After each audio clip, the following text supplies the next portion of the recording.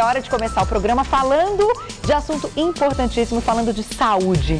Eu não sei se você já ouviu falar de síndrome metabólica. É um assunto muito sério, só que a gente vai desmembrar tudinho, vocês vão entender rapidinho. Quem volta ao programa que eu estava morrendo de saudades é o endocrinologista, Dr. Felipe Pedrinola. Seja bem-vindo, doutor. Boa tarde, que bom que você voltou. Estava falando com a produção. Meninas, que saudades, doutor Felipe, faz tempo, né? É um prazer estar aqui de novo. Não, o prazer é todo nosso. Agora que você experimentou a maternidade, né, Carol? Então, Parabéns. doutor, é muito bom. É o que a gente estava conversando antes do programa começar. A maternidade, de fato, muda absolutamente tudo, né? Agora, já que a gente está falando de saúde, tem muitas mulheres que até estão querendo engravidar e não estão conseguindo. Antes da gente entrar nessa parte, a síndrome metabólica pode estar envolvida. Pode. Mulheres que têm síndrome metabólica podem ter dificuldade de engravidar? Pode. Muitas mulheres que têm a síndrome metabólica têm junto os ovários policísticos. O ovário policístico é um dos fatores que leva à síndrome metabólica e dificulta engravidar. Então, meninas, se vocês tiverem dúvidas, quem estiver passando por isso, vai mandando o Twitter e vai mandando o e-mail. Pra gente começar, doutor, o que é então a síndrome metabólica? Como a gente consegue identificar o que é a síndrome metabólica?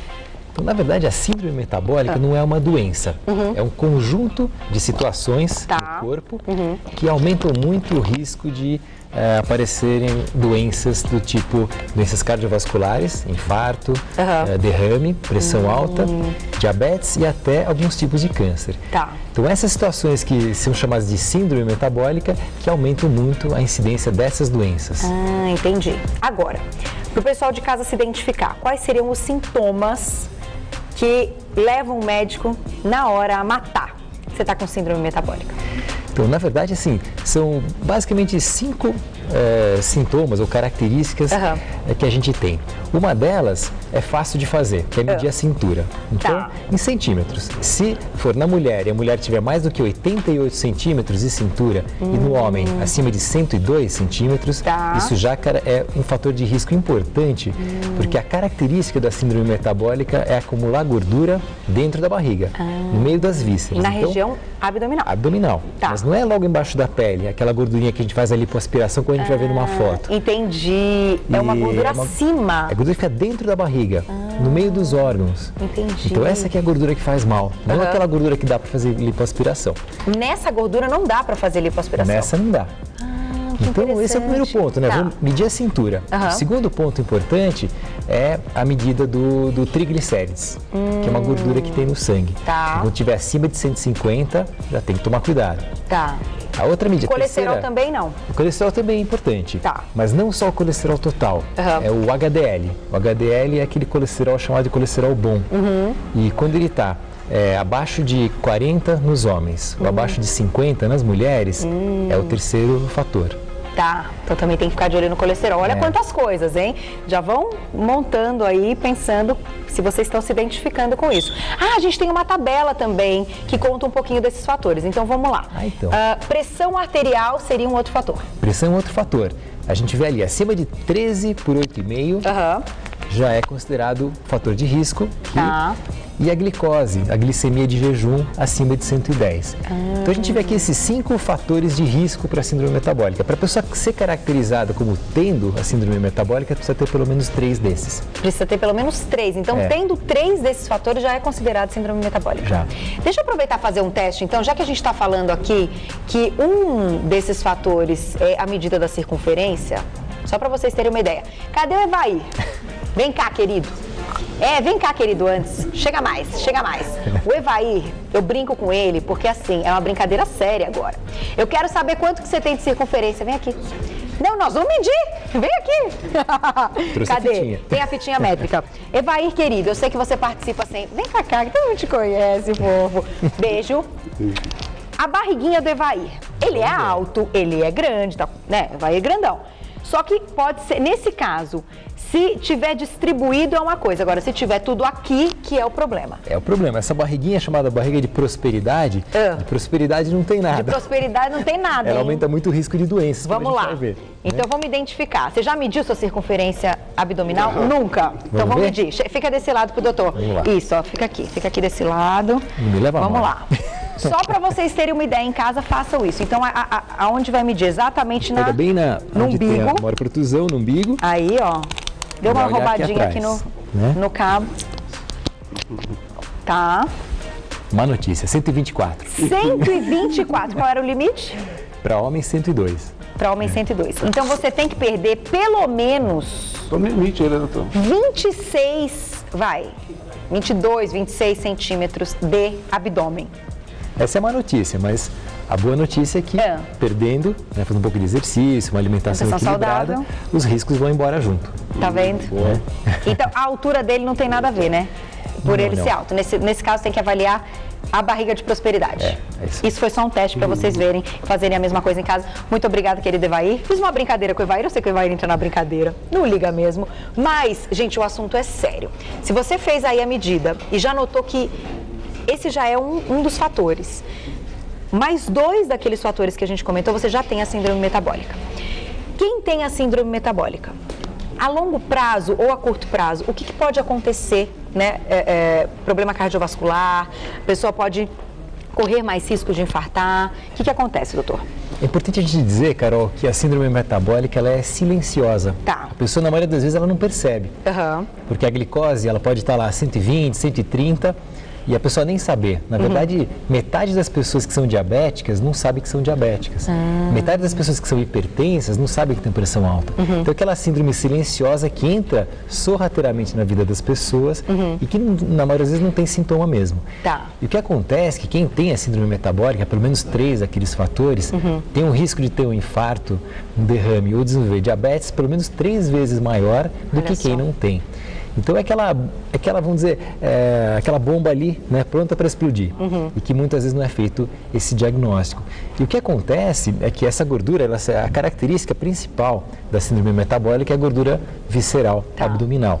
Essa gordura vai se acumulando na barriga, no meio lá das vísceras, invade o fígado, dá aquela gordura no fígado que chama esteatose. E o fígado é nosso grande, que é sério, e o fígado é nosso grande laboratório. Então o sangue deveria entrar nele e sair limpinho. Só que quando tem essa gordura, ele não sai limpinho, ele sai com alguns venenos que a gordura produz dentro da barriga. Olha só. E esses venenos não deixam a insulina funcionar direito. E a insulina que é a chavinha para deixar a glicose entrar na célula. Então o que acontece? A glicose não entra na célula, porque a insulina chega ali no receptor, está ocupado por esses veneninhos. Tá, que são essas gorduras. Isso se chama resistência à insulina. E resistência à insulina é que é a marca registrada da síndrome metabólica. Quer dizer, a pessoa tem insulina, até às vezes mais do que a pessoa normal, mas a insulina não consegue funcionar. Então esse açúcar, essa glicose fica no sangue. Fica rodando. E isso é o chamado pré-diabetes. E se a pessoa evoluir para isso, acima de 126 de glicose, já é considerado diabético. Então, essa que é a característica, chamada resistência da insulina. Então, o problema mesmo da síndrome metabólica é assim, muitas vezes a pessoa não tem a diabetes e ela acaba desenvolvendo por essa síndrome metabólica ou por causa dessa resistência à insulina. Exatamente. Mas tem tratamento, além, claro, da qualidade de vida, de mudar a alimentação, fazer atividade física, esse paciente tem que ser tratado com medicamento? Existem medicamentos que ajudam, sem dúvida, para controlar a pressão, melhorar a glicose, mas os hábitos de vida, na verdade a síndrome metabólica é uma situação que leva a doenças de hábitos de vida ruins. Então a pessoa precisa ter bons hábitos. E os 3 pilares, uma boa alimentação, movimento, atividade física regular e gerenciamento das emoções. Porque o estresse é uma característica, é uma situação que piora a síndrome metabólica. Entendi. Porque o estresse ele aumenta a produção de alguns hormônios, principalmente aí o cortisol, que é o hormônio do estresse crônico, que piora, bagunça tudo, né? Piora ainda mais o acúmulo de gordura na barriga, piora a resistência da insulina. Então, na verdade, e a gente sabe que, por exemplo, o infarto, 40% das pessoas que têm um infarto, o primeiro sintoma é o infarto. Então eles falam, mas eu estou bem, não estou sentindo nada. Aí de repente a coisa vem. Aparece diabetes, a pressão sobe. E pode ser fatal. Pode ser fatal. Gente, então é muito sério. Agora, a gente pode destacar se essa síndrome metabólica acontece mais em homens ou em mulheres hoje? Ela é mais frequente nos homens, porque essa é uma vantagem que as mulheres levam. O hormônio feminino, que é o estrógeno, faz com que a gordura na mulher se acumule, principalmente no culote. Então a mulher é a perinha, é a pera. Já no homem, o hormônio masculino leva a gordura para a região abdominal e o homem é a maçã. Entendi. Agora, depois da menopausa, isso muda de figura. Quer dizer, a mulher deixa de ter o hormônio feminino, então o risco dela de acumular gordura na barriga após a menopausa também aumenta. Mas a incidência é maior nos homens por essa característica hormonal que o homem tem e a mulher tem. Olha só, então tem que tomar cuidado e as mulheres que já entraram na menopausa também precisam ter mais atenção. Vamos falar de novo, doutora, a gente tem uma ilustração muito legal dessa gordura da lipo, que no início do nosso papo, o doutor Felipe comentou o seguinte: existe uma gordura que a gente consegue eliminar na lipoaspiração e outra, que é essa perigosa, que não é possível. Nessa imagem, o que você destacaria, então? A gente vê aquele amarelinho embaixo da pele, é chamada gordura subcutânea. Essa gordura que dá para tirar na lipoaspiração. Agora, se a gente passar a outra camada e olhar aquela camada amarela lá dentro da barriga, aquela é chamada gordura subcutânea. Entendi. É essa que produz aquelas substâncias ruins que causam a síndrome metabólica. E essa gordura se acumula por um excesso de alimentação rica em gordura. A alimentação rica em gordura, não só gordura, mas como carboidrato. Os carboidratos do mal, né? Que é o de alto índice glicêmico. Então, açúcar, farinha branca, os doces, né? Chocolate, muito pão branco, arroz branco, as farinhas brancas de forma geral, pizza, muita massa. E então não é só a gordura não, porque esse excesso de carboidrato aumenta a glicose no sangue, né? Absorve, aumenta a glicose e, como eu te falei, essa glicose não está conseguindo ir para a célula porque a insulina não está funcionando bem. Entendi. Então ela vai se acumulando e o organismo transforma em mais gordura. Então, é como se esse carboidrato virasse gordura. Vira gordura. Gente, é terrível. Agora, e o carboidrato integral? Tem esse mesmo efeito ou não? Não. O carboidrato integral, a gente fala que é o carboidrato do bem. Porque o carboidrato integral ele tem fibras. E as fibras retardam, desaceleram a absorção do açúcar. Entendi. Então, quando você come um carboidrato integral, a sua glicose no sangue, ela sobe mais devagarinho. Então, você produz menos insulina. Então, como você produz menos insulina... ela não fica passeando. Ela não acaba não gerando tanta formação de gordura. Entendi. Então, por isso que tem um conceito chamado de índice glicêmico. Então, os carboidratos piores são aqueles que têm alto índice glicêmico, que você come e aumenta rápido o açúcar no sangue. Porque aí desperta a produção de insulina e a insulina chega num ponto que ela começa a não funcionar direito e a gordura vai se acumulando. Entendi. E quando a gente quebra isso com um carboidrato de baixo índice glicêmico, diminui então essa produção de gordura.